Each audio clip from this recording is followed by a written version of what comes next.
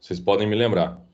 Então, voltando, né? Essas aulas a partir de agora, elas vão talvez aí durar 2 semanas, né? Mais. Tem por base, então, né? Apresentar essa distinção básica entre o pensamento mítico e o pensamento mítico religioso e o pensamento filosófico. Segundo, apresentar alguns conceitos-chave, alguns conceitos que vão basear as reflexões filosóficas lá a partir da filosofia grega até os dias de hoje, tá? E terceiro, eu acredito que fornecer algumas explicações ou condições históricas para o surgimento da filosofia na Grécia Antiga, tá bom? Então, a partir de hoje eu vou colocar lá uma tarefa para vocês fazerem, uma coisa muito simples, tá? Não vou sobrecarregá-los. A tendência é que que eu coloque essas tarefas para vocês a cada talvez 3 semanas, né? 3, 4 semanas, só para incentivar a leitura, né? Então, a partir de hoje eu vou ver se eu coloco, eu vou ver não, eu vou colocar uma tarefa sobre a leitura da Alegoria da Caverna, né? Que é uma das principais narrativas de compreensão e distinção de conhecimento da distinção do conhecimento na Grécia Antiga, que até hoje ela é muito bem, digamos, estudada e principalmente as professoras de filosofia nos primeiros anos básicos, né, nós falamos muito sobre isso, sobre a alegoria da caverna, tá bom? Então, inicialmente, vamos tentar traçar as distinções entre mito e filosofia, tá? Então, assim, a ideia é que, primeiramente, né, quando a gente está falando de mudança na forma de pensar ou mudança na forma de agir, normalmente nós somos bastante atacados, né, por essa necessidade de estabelecer um período ou um momento, né? Só que todas as transformações na mentalidade da humanidade, de forma geral, elas nunca ocorrem do dia para a noite, né? Então, vamos pegar de exemplo aqui a Revolução Francesa, né? A gente sabe que a Revolução Francesa, ela ocorre em 1789, mas ela não ocorre da noite para o dia, né? Uma série de descontentamentos, sobretudo na classe dos trabalhadores, né? E também, sobretudo, tendo, digamos, uma relação bastante intrínseca com a formação da classe burguesa na França, no século XVIII, né? Levaram esse descontentamento com a forma de governo, né? Então, assim, todos esses processos de transformação, eles acabam sendo gestados, eles acabam sendo cultivados ao longo de anos, quem sabe décadas, né? Então, isso não vai ser diferente para a filosofia, tá? Então, assim, primeiro, antes de tudo, a gente não pode dizer que há um momento histórico, né? Então, não vai haver um momento histórico que vai marcar essa passagem de uma forma de pensar o mito, de uma forma de encarar o mito para a filosofia. Como se, a partir do momento em que surge a filosofia, o pensamento mítico acabasse de vez, né? A gente pode apontar, então, alguns fatores para compreender essa mudança no modo de encarar a realidade, né? Então, assim, um primeiro conceito que vai aparecer aqui é o conceito de arché ou physis, tá? São dois conceitos, na verdade, né? Ah, então, assim, não, primeiro vai aparecer o physis, depois arché. E eu vou explicar direitinho o que vem a ser isso, porque são dois conceitos básicos, são dois conceitos chaves em filosofia. Então, a diferença do principal que a gente pode colocar do pensamento mítico religioso para o pensamento filosófico é que os primeiros filósofos, eles buscavam compreender a realidade a partir de um elemento material. Esse elemento material também é chamado de princípio constituinte das coisas. É arqué. Eu vou explicar brevemente o que vem a ser isso, tá bom? Então vamos lá. As perguntas que de alguma forma embasavam a investigação filosófica eram perguntas que talvez vocês possam ter feito para os seus pais ou os irmãos de vocês vêm fazendo, né? Os irmãos mais novos, tal. Então, qual é o motivo da existência das coisas? Ou por que as coisas existem, né? E uma coisa que eu acho curioso é tipo assim, vamos encarar nós mesmos, vamos pegar nós mesmos. Eu tenho 33 anos e um dia eu já tive 7 anos de idade. O que que me garante que eu seja a mesma pessoa? Vocês poderiam responder isso? Vocês têm ideia do que vem a ser isso? Vocês hoje têm 14, 15 anos, mas vocês tiveram dois. O que que garante que vocês são as mesmas pessoas? O que que permanece idêntico em vocês? Pergunta. O meu nome. Seu nome, mas se você mudar o nome, você vai continuar tendo a mesma memória dos acontecimentos. As características de vivência, Características de vivência, dito de outra forma, é o quê, Isabelle? seus momentos que você já viveu, acho que isso talvez. E se você perde a memória? Tem gente que quando chega lá na idade, quando digamos, está na idade idosa avançada, né? Eles podem desenvolver Alzheimer, mas aquelas pessoas deixaram de ser quem são? Então, não sei não. Quem mais? O DNA? O DNA não muda. A gente tem uma possível resposta de ordem científica. No entanto, esse termo DNA não existia lá na Grécia Antiga, mas o DNA pode ser uma característica, pode ser aquilo que de alguma forma mantém o mesmo. Mas vocês sabiam que hoje em dia já é possível fazer doping genético? Vocês sabiam que alguns atletas, no intuito de ganhar medalhas olímpicas, medalhas em campeonatos mundiais, assim, esses campeonatos muito importantes, eles alteram o seu DNA? Vocês sabiam disso? E o mais curioso, uma vez eu tive uma conversa com uma pessoa, não me lembro quem é o certo, acho que foi uma professora de natação que eu tive, falando sobre atletas que apresentam uma tendência para desenvolver um certo problema. E quando esse problema começa a dar sinais, digamos assim, de que ele está desenvolvendo, vamos supor, por exemplo, cegueira, né? Acho que quem tem problema de vista pode vir a desenvolver alguma forma de, principalmente na adolescência, né? A gente pode ir desenvolvendo formas mais sérias. Eu, por exemplo, no meu olho esquerdo, eu tive um problema chamado ceratocone e eu tive que fazer um tratamento horrível, em que você fica com o olho aberto e o médico vai raspando a córnea, porque a córnea ela vai tomando um aspecto de um cone, como se fosse assim, ó. Vamos supor que essa seja a córnea. A córnea ela vai tomando um aspecto cônico assim, né? E é muito doido isso, porque na verdade a córnea é elástica e quem tem esse problema, isso vai se tornando mais elástico ainda. Então eu tive, né? Eu tenho mais ou menos, acho que hoje, não sei se é 4 graus de astigmatismo do olho esquerdo. E assim, então assim, tem pessoas que, esportistas, atletas de alto rendimento, eles começam a ter esses problemas e eles não impedem o desenvolvimento do problema, chegando ao ponto de se tornarem, por exemplo, parcialmente cegos. Para quê? Para competir no esporte de alto rendimento de pessoas especiais. Quando eu ouvi isso, eu fiquei, putz, que loucura, né? Como é que a pessoa tem coragem de fazer um negócio desse? Mas existe, né? E tem casos de atletas que, como por exemplo, a Rússia, se eu não me engano, quando que foi aquilo? 2012, que veio à tona um escândalo, né, de doping, toda a comissão do atletismo na Rússia, né? Então, assim, tem gente que está mudando o seu DNA. Então, eu acredito que hoje nem seria possível a gente falar que o DNA mantém, digamos, é aquilo que nos mantém iguais. Mas é claro, né? Todo mundo que tem o dinheiro necessário para fazer a alteração do DNA, né? Mas o DNA, ele poderia ser uma resposta. Aquilo que me mantém o mesmo talvez seja a minha constituição biológica, né? Mas a gente pode mudar isso, né? A gente vê exemplos aí que podem, digamos, alterar essa nossa percepção do que nós somos. Então, os primeiros filósofos, todos vocês que responderam, fizeram essas mesmas questões, tá? Então, aqui tem uma palavrinha grega. Ela significa logos. Vamos ver o que essa palavra significa.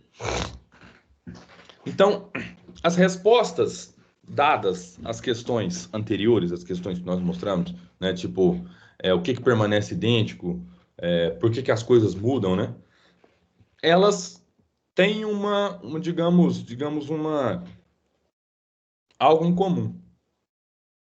As respostas a essas perguntas, elas são sustentadas pela razão. A razão aqui, nada mais nada menos do que nada mais nada menos é um modo de você aprender da natureza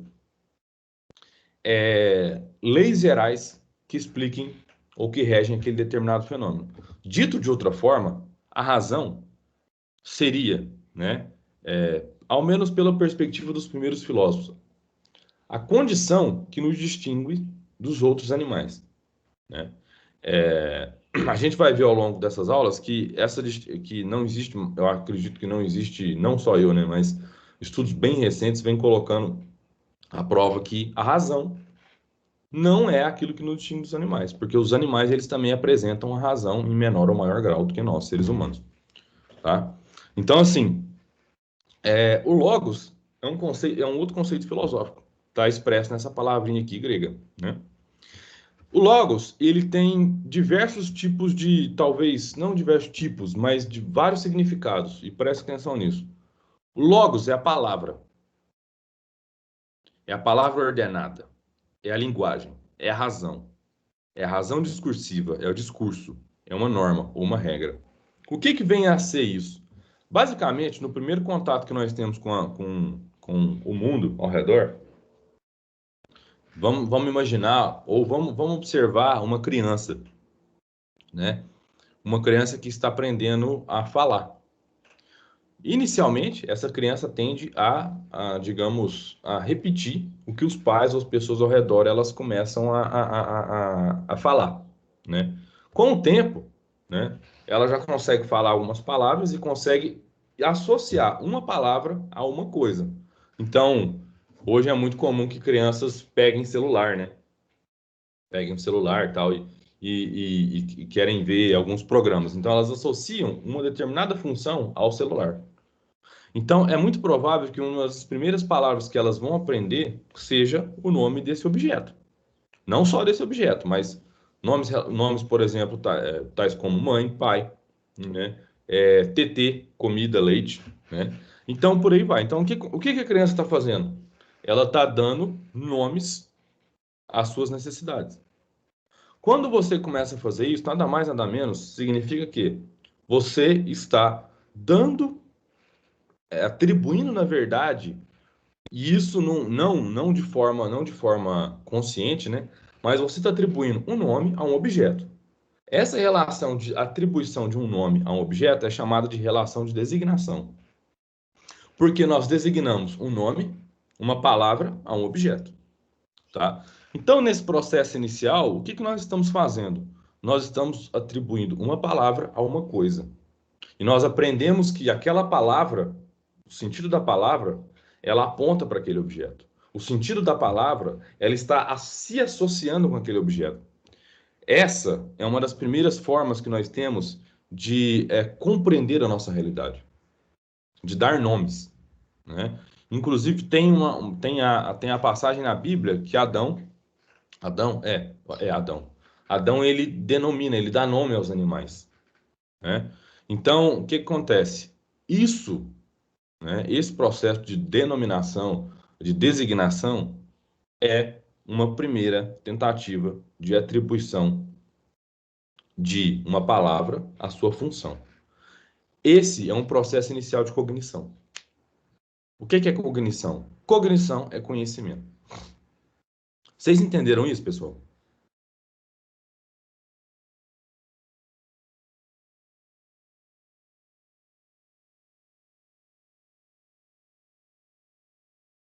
Pessoal, vocês entenderam? Eu não vou passar se vocês não tiverem entendido. Se vocês não falarem, eu não vou passar. Sim, a gente entendeu. A Elisa entendeu. E os demais? Eu Eu entendi não também. entendi, não. Eu entendi também. Ótimo. Eu Ótimo. não entendi. Ah, Isabelle não entendeu. Tá. O que você não entendeu, Isabelle? Tipo, o que define, então, quem sou eu? Ah, você está, digamos, ainda presa naquela questão. Ótimo. O que define quem é você, eu honestamente não saberia te dizer, porque, primeiramente, eu não te conheço. Eu não te conheço, nunca te vi. Define você. Oi? Então, quem define você? Tipo, o que você falaria que te define? O que que me define? Eu, honestamente, eu me pego pensando sobre essa questão e até hoje eu não sei responder. É, às vezes tem, assim, eu gosto muito de filosofia da mente, e a filosofia da mente, ela, ela coloca essas questões acerca da relação mente, né? Aquilo que é material e o cérebro, né? E tem alguns filósofos que eles vão defender que eu sou a minha corporeidade, a minha materialidade, tudo isso, né? De alguma forma, eu acredito, na verdade, que o que eu sou. Você lembra da primeira aula que eu falei sobre isso? Ou não? Acho que sim. Então, Eu acho. o que que eu falei quando eu mostrei as minhas imagens, as fotos de mim?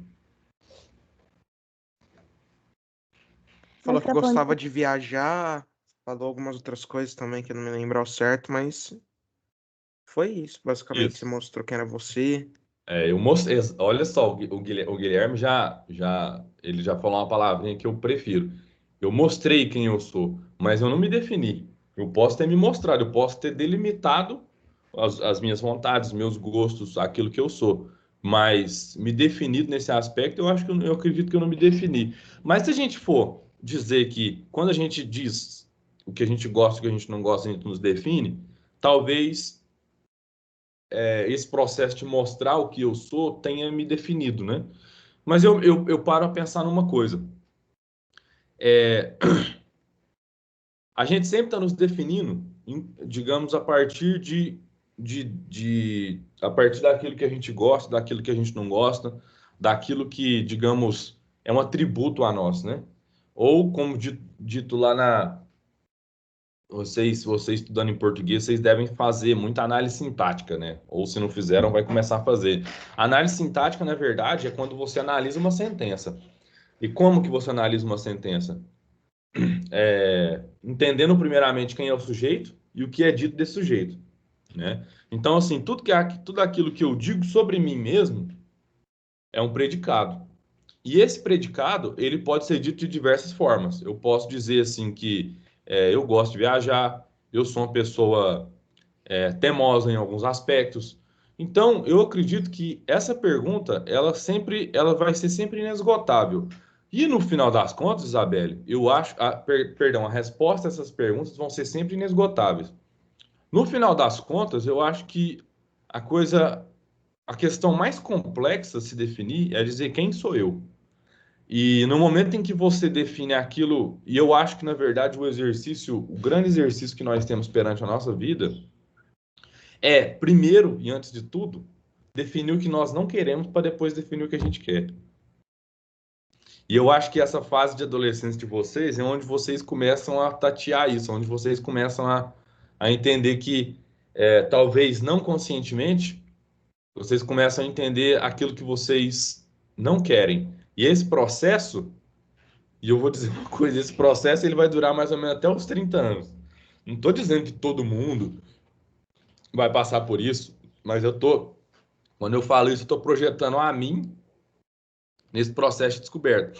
Mas pelo menos comigo aconteceu isso, que até mais ou menos até meus 30 anos eu defini para mim o que que eu não queria. E hoje eu defino aonde eu quero estar, de que modo que eu quero estar. Se eu quero estar num relacionamento com uma pessoa assim, assim, assado, se eu quero ter ao meu lado um amigo dessa forma. Então, tudo isso, na verdade, acaba sendo todas as suas vontades, na verdade, tudo aquilo que você acha que você acaba sendo a síntese, e eu gosto dessa palavra, a síntese desses anseios primários seus. A síntese digamos, dessas questões que você coloca a si mesmo. Se eu te disser quem sou eu sempre vou estar esquecendo de outra parcela, digamos, da minha personalidade, da minha história, né? Mas no final das contas, eu acredito que Aquilo que me identifica, aquilo que me identifica é meu corpo, é minha materialidade. E a partir disso, né, vem todas as questões de memória, né? Eu fico me perguntando, Isabelle, se um dia se eu perdesse a minha memória, eu seria eu mesmo. Vocês não se perguntam isso? Vocês nunca se questionaram sobre isso?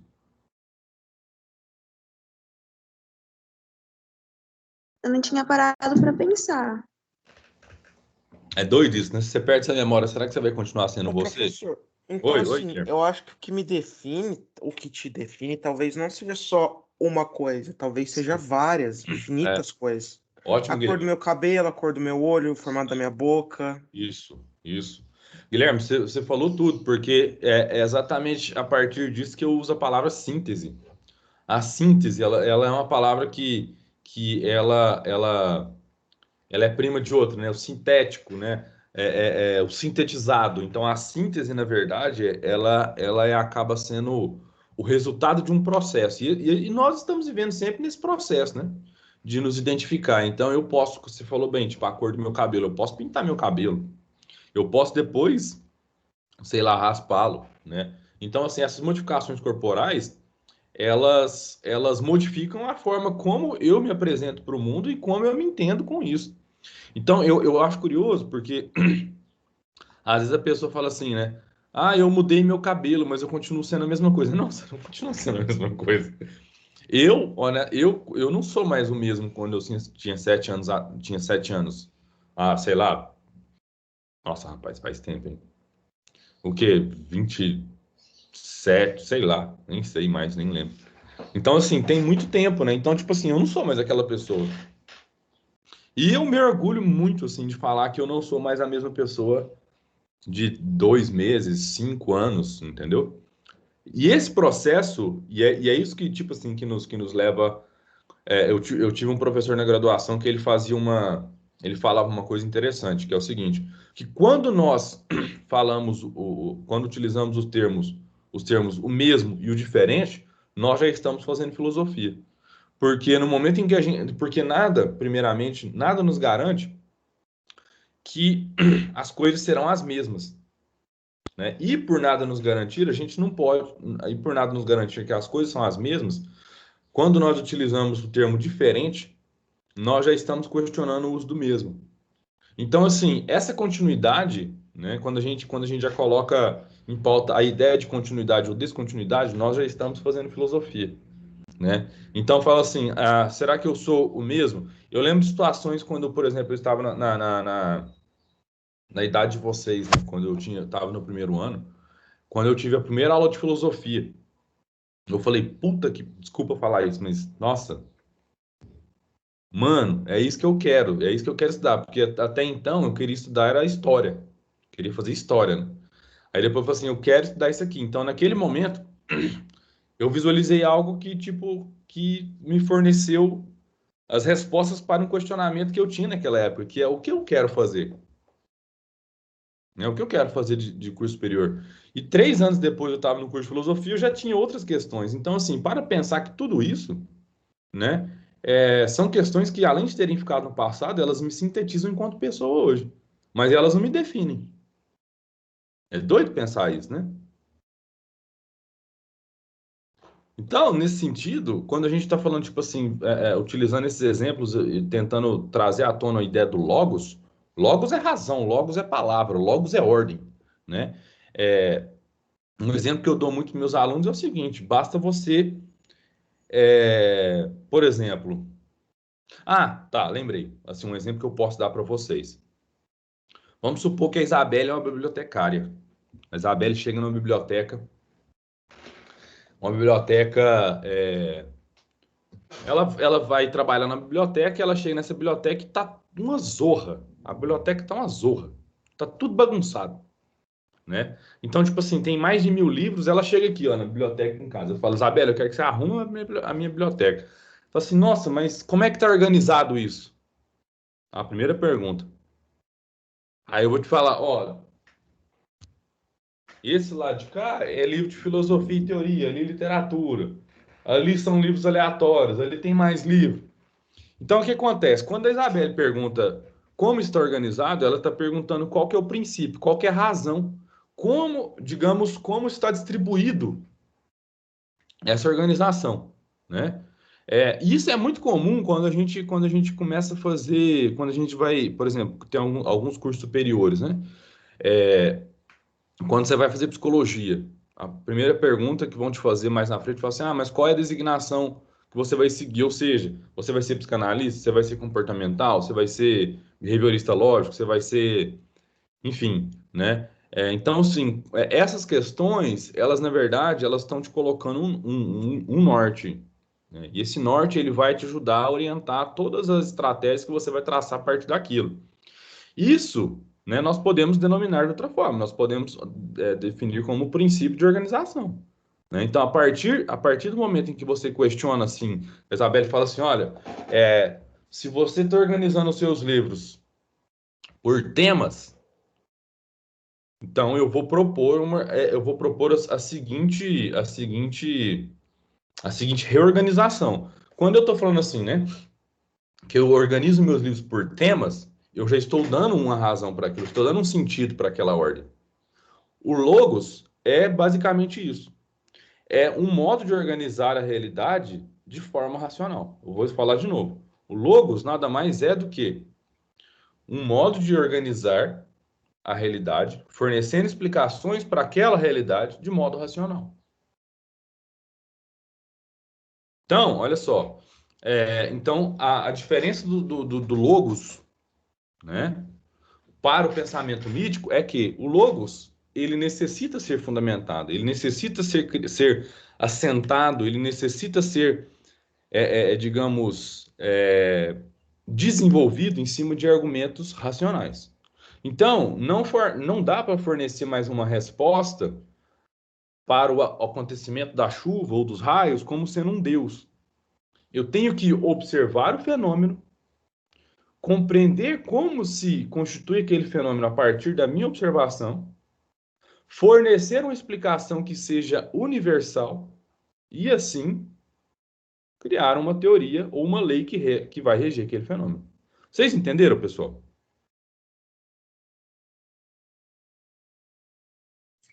É bem complexo, mas eu acho que deu para entender sim. Não, eu posso explicar de novo, João. Se alguém gostaria que eu explicasse de novo, alguém não entendeu, ou alguém entendeu e gostaria de falar alguma coisa.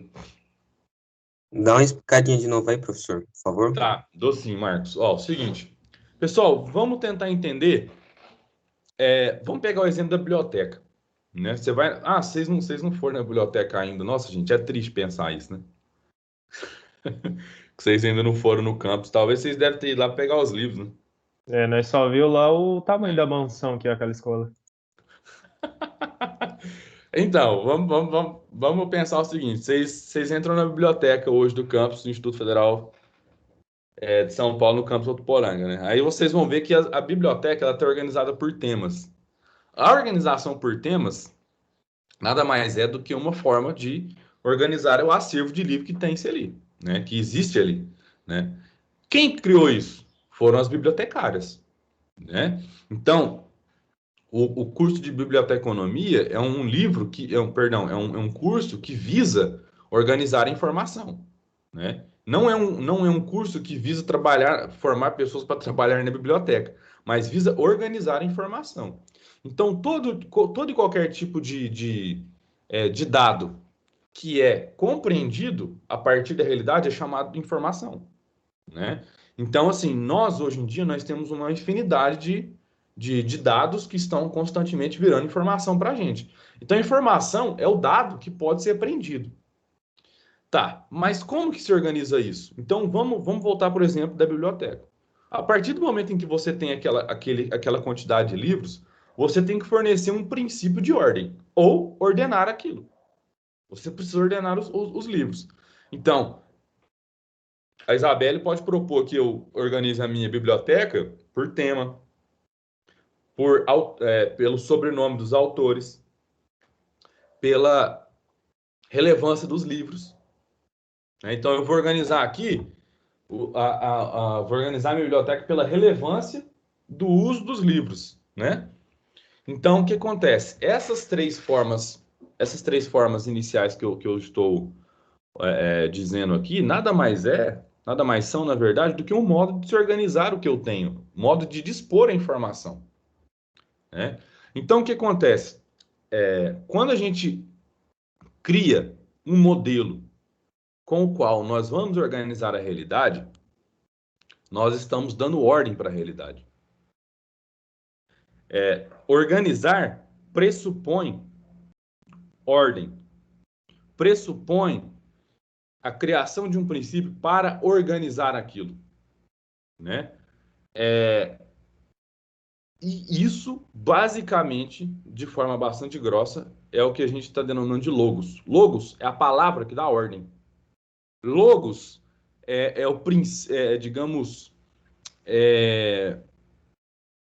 aquela regra que vai me ajudar a organizar a realidade e, a partir dessa organização, eu obtenho um conhecimento. Esse conhecimento não é um conhecimento mítico, não é um conhecimento sobrenatural, não é um conhecimento religioso. Porque, lembrando, o conhecimento religioso ele vai passar de geração em geração. E ele não vai ser questionado. Lembra que a gente falou disso nas últimas aulas? O conhecimento religioso ele não vai ser questionado. Agora, o conhecimento que surge desse momento específico na filosofia, o conhecimento que surge nesse momento específico da história, que é digamos, o conhecimento proveniente da razão e, consequentemente, chamado de conhecimento filosófico, ele pode ser questionado. No momento em que ele é questionado, você está aderindo cada vez mais camadas. Essa é a primeira característica do conhecimento racional, do conhecimento filosófico. O conhecimento filosófico, ele progride no tempo. Ele vai progredindo, né? Então, assim, quando nós estamos falando de conhecimento místico, conhecimento religioso, ainda que exista, e eu tentei deixar isso bastante claro para vocês, ainda que exista uma importância, uma relevância fundamental, né, nos estudos de antropologia, da filosofia, né, o conhecimento religioso ele é um conhecimento em que ele é, digamos, dogmático. O que é um conhecimento dogmático? Um conhecimento que não é questionável. É um conhecimento que ele não pode ser questionado. Ele é um conhecimento dado. Ele é um conhecimento já pronto e acabado.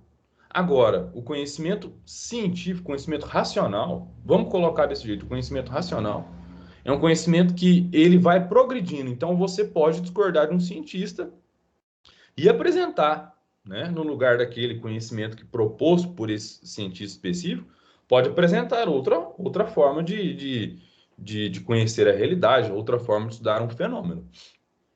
A ciência permite isso. Só que, ao questionar esse conhecimento, você precisa apresentar um outro conhecimento fundamentado na razão, fundamentado no argumento, fundamentado, né, na lógica. Porque se fosse tão fácil assim, né, hoje em dia nós temos aí, né, diversas teorias conspiratórias que elas estão tomando aspectos de, não são nem teorias, mas são fala-se teorias conspiratórias, né? Mas tem diversas teorias conspiratórias que elas estão tomando já, e na verdade, cada vez mais, existem mais pessoas tendendo a fazer com que existam políticas, né, para permitir que essas teorias sejam consideradas teorias de fato, né? Por exemplo, o exemplo que eu estou dando, o terraplanismo, né? Então, assim, existe todo um movimento político, né, em torno da ideia de que o terraplanismo deve, digamos, substituir de fato a nossa compreensão, de uma terra geóide, né? E o conhecimento fornecido pela ciência vai dizer, não, a Terra não é plana, tem todas as evidências científicas para isso. Então, o que acontece? Nesse momento, nós temos um questionamento digamos, não só das leis, mas do método científico, que é baseado simplesmente no modo como eu percebo a realidade. Ora, se eu percebo a realidade desse jeito, então é verdade. E a gente sabe que o conhecimento científico não é isso. O conhecimento científico ele não é baseado simplesmente naquilo que eu percebo. O conhecimento científico ele é baseado também, além de ser baseado na observação da realidade, ele vai ser baseado em modos de se observar. Como que se dá aquele fenômeno, né? Então, por isso que a diferença de um conhecimento racional para um conhecimento como, por exemplo, da Terra plana, é que se assenta sobre o quê? O conhecimento proveniente da ciência, ele a cada momento, ele está progredindo, né? Enquanto o conhecimento que vem, digamos, que provém, né, na verdade, dessas teorias conspiratórias, eles tentam provar um fato que não existe. Por isso eles criam um fato. Então, pessoal, estou dizendo tudo isso para chegar numa coisa, né? Que o conhecimento racional, o conhecimento baseado no logos, conhecimento filosófico, para ser um conhecimento filosófico, ele tem que se apoiar primeiramente em regras lógicas, né? Tem que apoiar em um modo rigoroso, eu posso explicar mais para frente o que vem a ser o rigor, né? O rigor científico é aquilo que não permite com que como é que eu posso falar isso? O conhecimento rigoroso é uma forma de conhecimento que ele busca a todo custo, né, se pautar na realidade e não se deixar levar, por exemplo, pela crença do cientista, né? Então, assim, no momento em que surge, digamos, em que o pensamento racional, o pensamento filosófico começa a surgir na Grécia Antiga, não existe uma tentativa de desqualificar o mito ou a religião. Existe, na verdade, uma tentativa de compreender como se constitui aquele fenômeno que eu estou vendo, né? Então, assim, só para finalizar e abrir o espaço para vocês fazerem questões, o logos, né? O conhecimento filosófico, conhecimento racional, ele precisa se basear digamos, em um princípio, tá? E esse princípio, ele vai ser um princípio material. Ou seja, o filósofo, ele começa a observar, o filósofo, o cientista, ele observa a realidade, e a partir da realidade, ele vai inferir, ou vai concluir, ou vai fazer conclusões a partir daquilo que está sendo observado. E a diferença para o pensamento mítico-religioso é que o cientista ou o filósofo, ele nunca vai colocar um elemento externo àquela observação, né? Se a gente for parar a pensar num modelo, digamos, de uma forma mais direta, é basicamente o seguinte: quando alguém te perguntar por que o pôr do sol ocorre, né? E se você dá uma resposta dizendo assim, Deus quis, você está colocando um elemento que não é observável para explicar um outro fenômeno. Essa é a função do pensamento mítico-religioso. E esse pensamento, esse conhecimento não permite ser questionado. Então, se você fala assim, mas por que Deus quis? Aí a pessoa pode continuar, como é que fala? Questionando, né? Porque Deus quis. Deus é onipotente. Deus pode tudo. Essa é a diferença do pensamento mítico religioso para o pensamento filosófico. O pensamento filosófico não aceita que explicações que não sejam, digamos, que não sejam baseadas no conhecimento lógico argumentativo sejam tidas como resposta para os fenômenos observados. Eu vou abrir para questões e se vocês tiverem dúvida, pode perguntar, pode falar, porque eu sei que esse momento aqui é um momento é um contato inicial e às vezes pode ser confuso. Vamos lá, pessoal. O Luiz falou que entendeu. Ótimo, Luiz. Que mais, pessoal? Alguém não entendeu?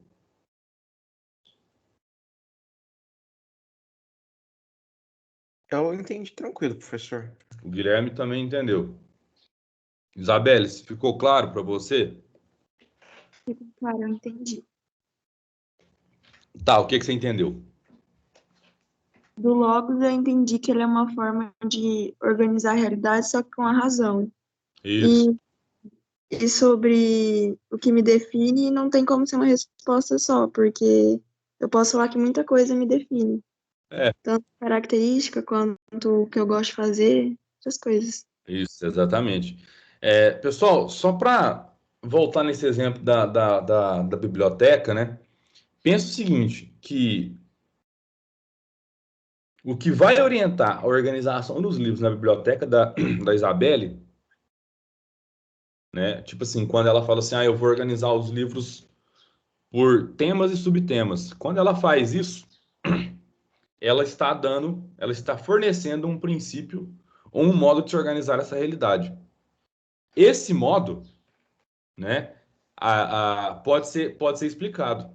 Então a Isabelle vai falar o seguinte: olha, eu decidi organizar os livros pelos temas, porque como você tem, digamos, livros de temas diversos, e dentro desses temas existem subtemas, eu acredito que para deixar digamos, a sua procura ou a sua seleção dos livros mais fácil e dinâmica, eu acredito que isso ajude por isso e isso e tal. Quando ela fornece essa explicação, ela está se baseando no quê? No logos. Ela está se baseando na razão. Então, quando você fornece uma explicação para, digamos, a ocorrência de um fenômeno, e essa explicação ela não está assentada sobre, como é que eu posso falar? Um saber mítico religioso, um saber mítico religioso, você está, de algum modo, permitindo que aquele conhecimento seja denominado como um conhecimento, digamos, ordenado, né? Um conhecimento racional, desculpa. Eu acho que é isso. Eu acho que eu posso explicar a partir do momento que vocês tiverem alguma dúvida, se vocês tiverem mais alguma dúvida. Eu fico com medo, na verdade, se eu fui muito prolixo, se eu fui, sei lá, se eu, na verdade, eu não consegui explicar direito para vocês. Todo mundo entendeu? Gente, não tem problema se vocês tiverem dúvida, eu tô aqui para isso, tá? Tá, então tá. Então, só para finalizar, né, pessoal, o Logos, na verdade, ele é. Vamos passar a utilizar esse termo. É uma forma de conhecimento lógico-argumentativo, né? Então, assim, o saber científico ele tem que ser apoiado nessa característica, né? Nessa qualidade. É um saber lógico-argumentativo, né? Não pode ser simplesmente, não pode fornecer uma resposta falando assim, é desse jeito porque eu quero que seja, ou é assim porque tem que ser, né? É assim porque sim, né? Conhecimento científico ele não pode ser baseado nesse modelo, né? Porque o conhecimento científico ele tem que fornecer bases investigativas, lógicas, para que outro conhecimento, outra forma de conhecimento possa, digamos, ser assentada ali, né? Então, pensem como a ciência como se fosse uma camada de cebola, né? Então, tipo assim, tem uma camada aqui, aí vai vir outra e tal. E ela progride no tempo, né? Uma outra diferença do conhecimento filosófico, científico, né, para o conhecimento religioso, por exemplo, é que os conhecimentos filosóficos científicos, eles progridem no tempo, eles estão constantemente revendo teorias, vendo explicações, revendo conceitos, né, que iniciaram há muitos anos. Então, para pensar no seguinte, que a filosofia tem mais ou menos 2.500 anos de existência, né? E desde quando, digamos, o cristianismo surgiu, há 2.020 anos atrás, mais ou menos, né? 2.021 anos atrás, todo o conhecimento que se tem sobre isso é um conhecimento, digamos, assentado sobre as bases da religião, né? No final das contas, o que eu estou querendo dizer é que pensamento mítico-religioso, pensamento filosófico-racional são pensamentos qualitativamente distintos. E não existe um melhor que seja o outro. Né? Não existe um melhor do que o outro. O que vai existir, na verdade, são modos de se encarar a realidade, né? Modos distintos de se entender a realidade, né? Enquanto o pensamento mítico-religioso ele se fundamenta numa percepção mais sobrenatural, o pensamento científico-filosófico ele vai fornecer explicações para a realidade ao redor, baseando-se em leis naturais, baseando-se nas explicações naturais, tá? Bom, é isso. Eu vou terminar a aula por aqui porque eu acho que já deu tempo. Tá bom, pessoal? Então, ó, quem tiver alguma dúvida, quem tiver alguma questão a ser feita, seja sobre isso, seja sobre o trabalho, lembre-se que hoje, terça-feira, das 3 horas às 4h30 da tarde, portanto, das 15 às 16h30, eu estarei no meu atendimento ao aluno, tá bom? E no mais é isso.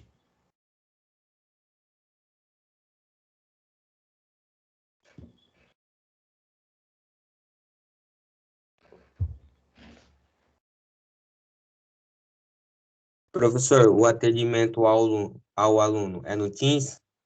Pelo Teams, lá no canal que eu criei, que é o